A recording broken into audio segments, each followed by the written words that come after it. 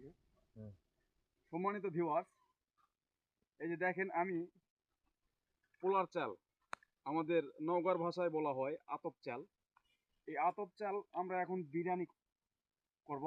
এই যে এই পাশটা দেখেন ক্যামেরাম্যান, বিরিয়ানি পাকাবো, ঠিক আছে। যার জন্য এই চালটা এখন ধুয়ে নিচ্ছি। এই যে দেখেন কিভাবে ধুচ্ছি।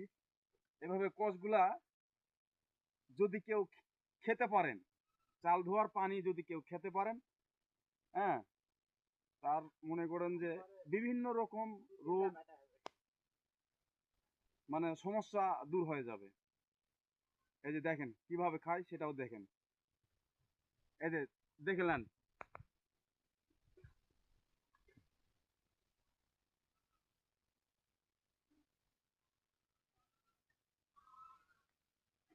এই যে দেখেন পানি আছে নাই। ধন্যবাদ সকলকে। ভালো লাগলে অবশ্যই লাইক কমেন্ট এবং শেয়ার করে পাশে থাকবেন।